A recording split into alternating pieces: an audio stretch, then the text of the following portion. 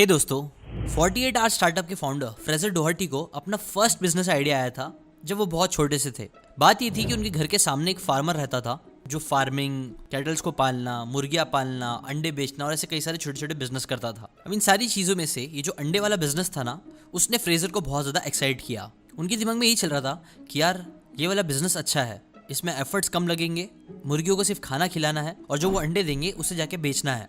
और बस ये था उनका पहला बिजनेस आइडिया, जहाँ से उनकी एंटरप्रेन्योरशिप की जर्नी स्टार्ट हुई। और जैसे कि अल्बर्ट आइंस्टाइन बोलते हैं, the mind that opens to a new idea never returns to its original size. ये एक छोटे से आइडिया ने फ्रेजर को अपना पहला बिजनेस एस्टैब्लिश करने में काफ़ी मदद की। बिकॉज देखो, उसके बाद क्या हुआ कि फ्रेजर अगले दिन ही उस फार्मर के पास गए और उन्होंने बड़ा ही इनोसेंट सा चेहरा बनाते हुए फार्मर से कुछ एग्स फ्री में मांगे। तो ये सुन के फार्मर ने इमीडिएटली एक डब्बे में से कुछ एग्स निकाल के फ्रेजर को बिना पैसे लिए दे दिए। फ्रेजर ने क्या किया कि वो घर गए और उस अंडे को अपने टीवी के ऊपर रख दिया, क्योंकि पहले के टाइम की जो टीवी होती थी ना, स्पेशली उनकी जो टीवी थी वो काफ़ी गर्म हो जाती थी, तो इसलिए उसने उसको वहाँ रख दिया ना। बहुत सारे अंडों में से सिर्फ 4 अंडे हैच हुए, वो उनके लिए इनफ थे। ऑथर ने उस अंडे में से छोटे छोटे चूजे निकले। उन चूज़ों का उन्होंने बहुत अच्छे से ख्याल रखना स्टार्ट किया। वो उसे टाइम टू टाइम खाना देते थे और बस कुछ टाइम बाद वो जो हेन्स थे उसमें से कुछ मुर्गियों ने अंडा देना शुरू कर दिया। और फिर फ्रेजर ने उन अंडों को अपने नेबर्स को ही, अपने दोस्तों को बेचना शुरू कर दिया। और जब पहली बार उन्होंने किया, पहली बार जब उनको प्रॉफिट मिला, तब उनके दिमाग में ये मीम चलने लग गया, पैसा ही पैसा होगा। बट फिर एक दिन जब वो घर आए तब उन्हें पता चला कि उनके जो हेन्स थे, मुर्गियां थी, उसे एक फॉक्स ने खा लिया है ना। ये सुन के वो बहुत ज़्यादा डिप्रेस्ड हो गए। बट वो बोलते हैं ना, एक बार शेर के मुंह में खून लग जाए तो वो और शिकार करने से रुकता नहीं है। उसी तरह ऑथो को भी बिजनेस का चस्का चढ़ गया था। उन्हें समझ में आ गया था कि बिजनेस करके काफ़ी पैसे कमाए जा सकते हैं। इसलिए फिर 8 साल की एज से लेकर 15 साल की एज तक उन्होंने कई सारे छोटे छोटे बिजनेसेस करना स्टार्ट किए। और बस 15 साल की एज में ही उन्होंने एक बिजनेस एस्टैब्लिश किया जिसकी हेल्प से वो मिलियनर बन गए। यस, और जैसे कि आप देख सकते हो, ये सारी चीज़ों की स्टार्टिंग हुई थी 0 रुपीज़ से। कोई इन्वेस्टमेंट नहीं लगा था, सिर्फ कुछ लगा था तो वो था आइडिया, मेहनत और टाइम। अभी देखो, मुझे पता है कि शायद आप लोगों के लिए ये मुर्गी वाला बिजनेस करना इतना शायद प्रैक्टिकल ना हो, बट फिक्र मत करो, आगे मैं आपको बताऊंगा कि आज के टाइम के हिसाब से राइट नाउ जो आपके पास रिसोर्सेज है उसकी हेल्प से कैसे आप 0 रुपीज़ से बिजनेस करना स्टार्ट कर सकते हो। लेकिन याद रखो, ये आइडियाज़ इतना इंपॉर्टेंट नहीं है, इंपॉर्टेंट है कुछ लेसन जो फ्रेजर ने खुद फॉलो किए थे और जो आपको भी सीखना चाहिए एक अच्छा बिजनेसमैन, एंटरप्रेन्योर बनने के लिए। और वही लेसन आज मैं आपको 48 आवर स्टार्टअप बुक से, जो फ्रेजर डोहर्टी ने ही लिखी है, उनकी ये बुक से आपको एक एक करके शेयर करूंगा। और ये लेसन को समझने के लिए आपको लेकिन पहले फ्रेजर की थोड़ी स्टोरी को और अच्छे से समझना पड़ेगा। Super jam and millionaire at 15। देखो, ऑथर की स्टोरी पे वापस आए तो आपके दिमाग में भी ये क्वेश्चन आ रहा होगा शायद कि वो 15 साल की एज में कैसे एक मिलियनर बन गए। तो कहानी कुछ ऐसी है ना कि ऑथर एक दिन अपने ग्रैंड मदर के घर गए थे ना। उनकी जो ग्रैंड मदर थी वो वहाँ पे जैम बना रही थी।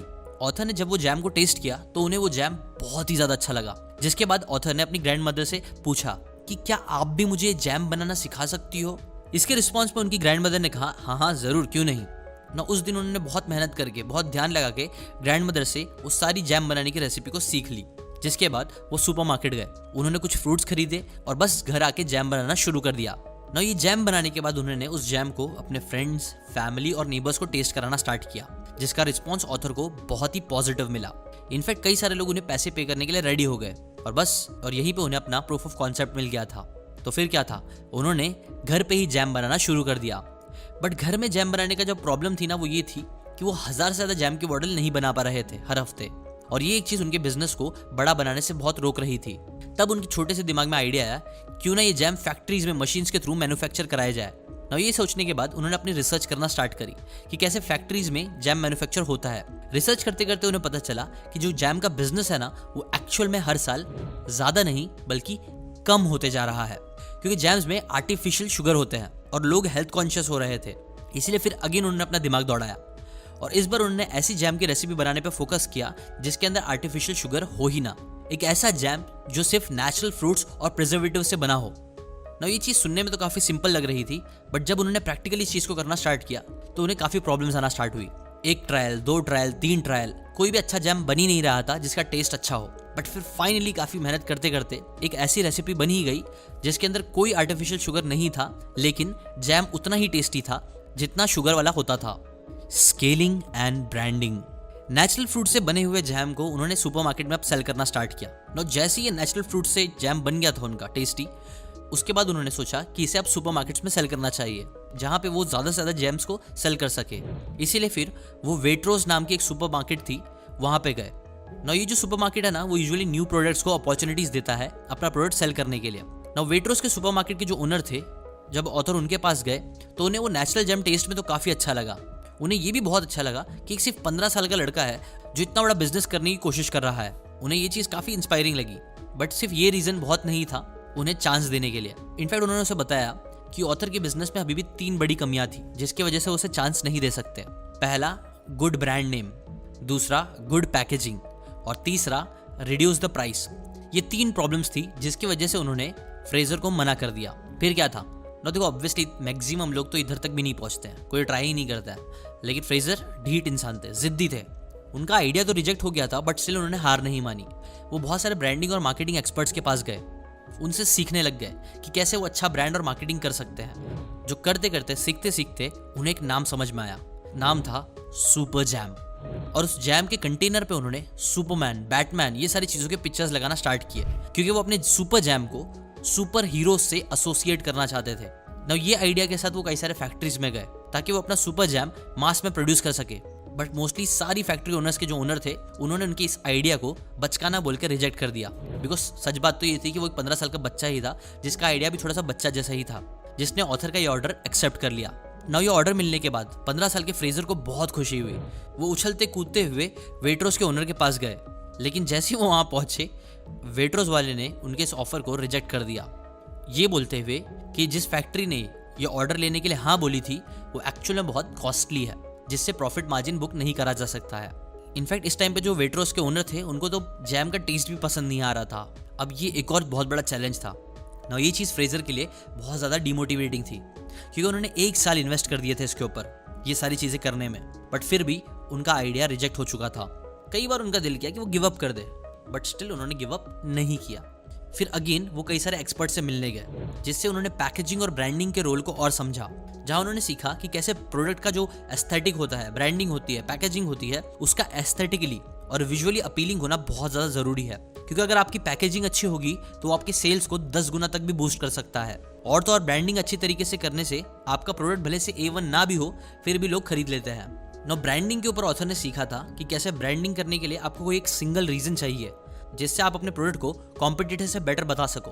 और ये फिगर आउट करते टाइम उनके दिमाग में एक लाइन आई, 100% फ्रूट्स, नो आर्टिफिशियल शुगर। उन्होंने डिसाइड किया कि वो इसी के साथ उनकी ब्रांडिंग करेंगे, यही चीज़ को कस्टमर्स के दिमाग में छपाएंगे, क्योंकि यही चीज़ थी जो उन्हें उनके कॉम्पिटिटर्स से आगे लेके जा रही थी। ऐसे ही उन्होंने कुछ ब्रांडिंग में चेंजेस करे, जिसके बाद एक नई फैक्ट्री ओनर से वो मिले, और गेस व्हाट, उनकी डील इस बार सक्सेसफुल हुई। और फिर इसके बाद वो वापस से वेट्रोस के पास गए, उन्होंने उनको प्रॉफिट मार्जिन्स, प्रोडक्ट की न्यू ब्रांडिंग स्ट्रैटेजी, ये सारी चीज़ें समझाई, जो चीज़ देख के वेट्रोस के जो ओनर थे वो काफ़ी इंप्रेस हुए और उन्होंने उनका प्रोडक्ट खरीदने के लिए एग्री कर दिया, जिसकी वजह से ऑथर ने एक ही दिन में 50,000 जैम बनवाए, जिसके बाद वो कुछ ही दिन के अंदर न्यूज़पेपर्स में आ गए। उनका बिजनेस टेक ऑफ कर गया और वो एक मिलियनेयर किड बन गए। और बात बस यही नहीं खत्म हुई, इसके बाद ऑथर ने कई सारे सक्सेसफुल वेंचर्स किए, जैसे कि ओट्स का बिजनेस, बियर का सब्सक्रिप्शन बिजनेस, एटसेट्रा एटसेट्रा। जो सारी स्टोरी में चाहूँ तो आपको सिखा सकता हूँ, लेकिन वो सारी स्टोरी में ना अगेन कुछ लेसन्स ये जो रिपीट होंगे, जो आपको भी समझना बहुत ज़्यादा ज़रूरी है। देखो, जीरो से बिजनेस स्टार्ट करने के लिए ना बहुत ज़्यादा ढांसू आइडिया की ज़रूरत आपको नहीं है। जो चीज़ की ज़रूरत है वो है सबसे पहला लेसन, एस्केप द एंटरप्रेन्योरशिप। देखो, ऑथर एक मिलियनर बन पाए जीरो से स्टार्ट करके, क्योंकि वो सिर्फ ना ख्याली पुलाव नहीं बनाते थे, सिर्फ आइडियाज़ के बारे में सोचते नहीं थे, बल्कि उन्होंने एक्शंस लेना स्टार्ट किया।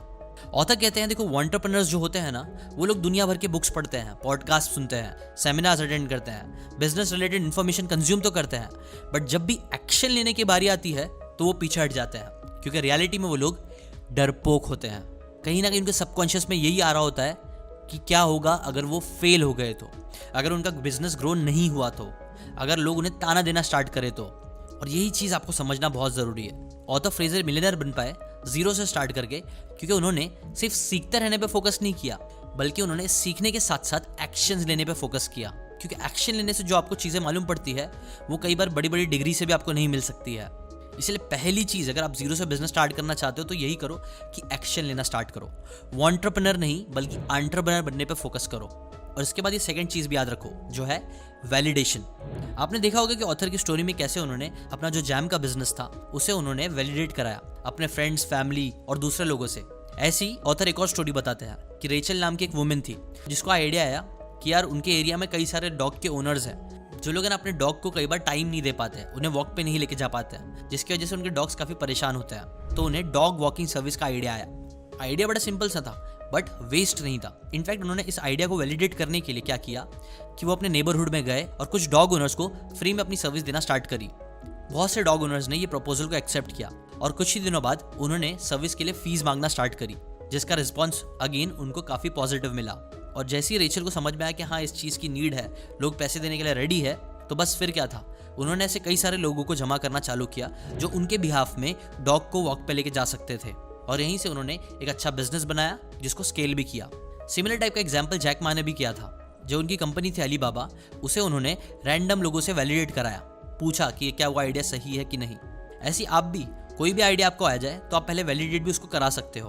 और बस फिर क्या है, एक्शंस लेते रहो, अपने आप आपका दिमाग खुलता रहेगा और आपको अलग अलग रास्ते मिलते रहेंगे बिजनेस करने के। अभी देखते हैं चलो एग्जैक्टली आज के टाइम पे आप जीरो से कैसे बिजनेस कर सकते हो। देखो ये याद रखो, आइडियाज इतने ज़्यादा इंपॉर्टेंट नहीं होते हैं, जो चीज़ें इंपॉर्टेंट होती है वो होता है एग्जीक्यूशन। ये जो मैं आइडिया बता रहा हूँ इससे कई सारे लोग पैसे कमा भी रहे हैं। आइडिया क्या है? वेल आइडिया है सिंपली फेसलेस यूट्यूब चैनल बनाने का, जिसके लिए आपको और कुछ नहीं, बस internet, mobile phone, laptop, computer, जो भी चीज़ आपके पास है उसका ही यूज़ करना है। सो बेसिकली हम क्या करेंगे, एक फेसलेस यूट्यूब चैनल क्रिएट करेंगे जिसके ऑलमोस्ट सारी चीज़ें हम ऑटोमेटेड रखने की कोशिश करेंगे। पहली बात, हमारा जो यूट्यूब चैनल होगा वो फॉरेन ऑडियंस को टारगेट करेगा और उसका जो नीश होगा वो होगा फाइनेंस। बिकॉज देखो फॉरेन की जो ऑडियंस होती है और जो फाइनेंस का नीश है ना, इन दोनों चीज़ों का जो कॉम्बिनेशन है वो बहुत ही हाई CPM देता है, RPM देता है, कॉस्ट पर मिली, जिससे आप काफ़ी पैसे कमा सकते हो। और एक बार अगर आपने ये कोड क्रैक कर लिया तो आप ऐसे हंड्रेड्स ऑफ चैनल भी बना सकते हो। बट अगेन हाँ, जितना सिंपल ये बोलने में है उतना एक्चुअल करने में नहीं है। बट स्टिल मैं आपको एक 5 स्टेप का सिंपल प्रोसेस बता देता हूँ जिसकी हेल्प से आप स्टार्ट कर सकते हो। पहला तो ऑब्वियसली है स्टेप कि आप जाके एक चैनल क्रिएट करो, जीमेल पे एक आईडी क्रिएट करो और उसकी हेल्प से एक यूट्यूब का चैनल बनाओ। अच्छा चैनल का नेम डिसाइड करना है तो उसके लिए एक वेबसाइट है namelix.com, जिसकी लिंक मैं दे दूंगा। वहाँ से जाके आप कीवर्ड्स डाल के, जो भी मतलब आपका नीश है, जैसे कि फॉर एग्जांपल अगर आपका नीश है फाइनेंस तो वो डालो और जनरेट पे क्लिक करो।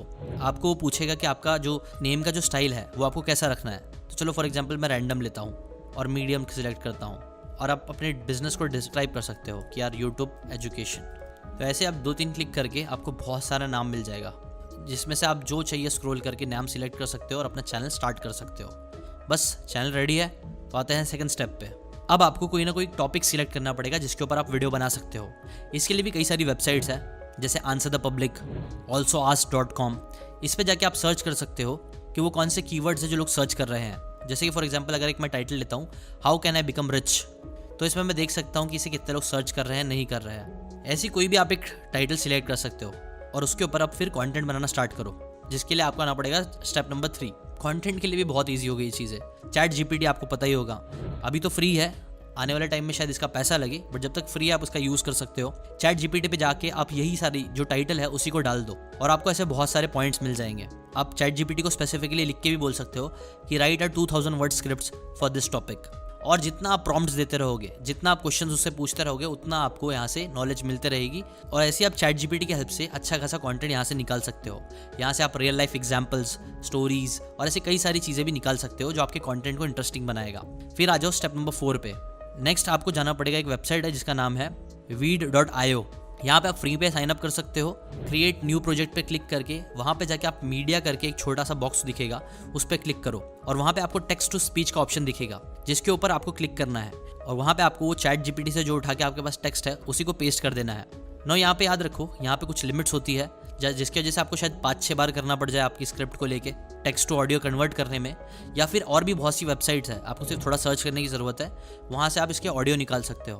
और फिर लास्ट स्टेप आ जाएगा, इसी ऑडियो के ऊपर जब आप एडिटिंग कर देते हो, एडोबी प्रीमियर प्रो या फिर फ्री सॉफ्टवेयर जैसे कि InShot, हिट फिल्म्स, यहाँ पे जाके आप एडिटिंग करना स्टार्ट कर सकते हो। फुटेजेस ले सकते हो, फ्री पिक्स ले सकते हो। कई अलग अलग वेबसाइट्स है जैसे कि Pexels, पिक्साबे, मिक्सकिट, ये सब जगह पे आपको कई सारे फोटोज वीडियोस मिल सकते हैं। बस जो भी स्क्रिप्ट है उसके हिसाब से आप रेलेवेंट इमेजेस और वीडियोस का यूज करो और वीडियो बना के डाल दो। कैनवा भी फ्री है, वहां से आप थंबनेल फ्री में बना सकते हो। और इन सब से रिलेटेड याद रखो, आपको दुनिया भर के ट्यूटोरियल्स यूट्यूब पे फ्री में मिल जाएंगे। प्लस ये जो मैंने आपको वेबसाइट सारी बताई है अलग अलग, अगर आपको लगता है कि उसके अंदर से कई सारी वेबसाइट अभी पेड है या फिर आने वाले टाइम में पेड होने वाली है, तो याद रखो ऐसे कई सारी ऑल्टरनेटिव वेबसाइट्स लोग बना के डाले जा रहे हैं। आपको सिर्फ जाके उसके ऊपर थोड़ी सी रिसर्च करनी है और उनका यूज करके वीडियोस बनाना है।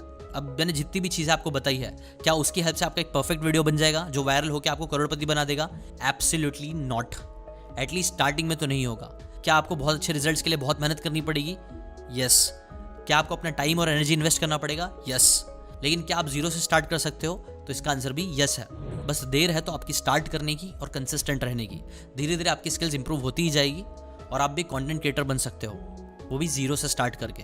और ये बात मैं कैसे बोल सकता हूँ? बिकॉज कहीं ना कहीं मैंने भी ऑलमोस्ट जीरो से ही स्टार्ट किया था। और सिर्फ मेरी बात ही नहीं है, कई सारे कंटेंट क्रिएटर्स हैं जो लोग ने कुछ पैसे इन्वेस्ट करके या ऑलमोस्ट नथिंग इन्वेस्ट करके अपनी यूट्यूब करियर की जर्नी स्टार्ट करी, कंटेंट क्रिएशन की जर्नी स्टार्ट करी और वो आज अच्छे पैसे कमा रहे हैं। बट हाँ, ऑब्वियसली ये चीज़ें आसान नहीं होगी, बट ठीक है, अगर आसान होती तो सब लोग कर रहे होते हैं। बट अगर आपके अंदर वो शिद्दत है, आपके अंदर वो जोश है, तो अगेन आप जीरो से कर सकते हो स्टार्ट। ये चीज़ को याद रखो। ये बुक बहुत ही अच्छी है, 48 आवर स्टार्टअप। मुझे लगता है ये आपको ज़रूर पढ़नी चाहिए, बिकॉज ये बुक आपको ना एक वॉनरप्रनर से हटके एक एंटरप्रेन्योर बनने में हेल्प करेगी। कैसे आप फास्ट बिजनेस क्रिएट कर सकते हो। बिकॉज सबसे इंपॉर्टेंट चीज़ तो ये अगेन क्या है, एक्शंस लेना।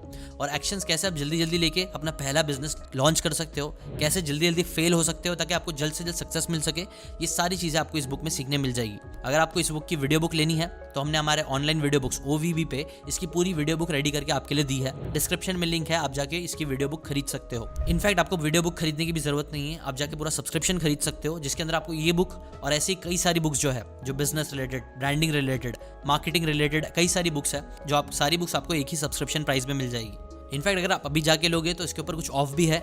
स्पेशल ऑफर ये है कि जहां हम लोग 2499 का सब्सक्रिप्शन दे रहे थे 1 ईयर का प्लस GST जो अराउंड 3000 हो रहा था, वो अभी हम लोग इंक्लूडिंग GST बस आपको 1499 में देने वाले हैं। प्लस उसके साथ साथ आपको एक बोनस भी मिलने वाला है। हम एक ऑनलाइन 2 दिन का इवेंट करने वाले हैं 30 और 31 को, जहां पे हम लोग डिस्कस करेंगे, हम सीखेंगे कि कैसे आप बुक्स की बातों को सीख के एक्चुअल में उसे रियल लाइफ में अप्लाई कर सकते हो। उसके बारे में पूरा डिस्कशन होगा। ये चीज एज अ बोनस आपको अभी राइट नाउ फ्री में मिल जाएगी, जो ऑब्वियसली अगर मैं चाहता तो थाउजेंड्स ऑफ रुपीज में बेच सकता था।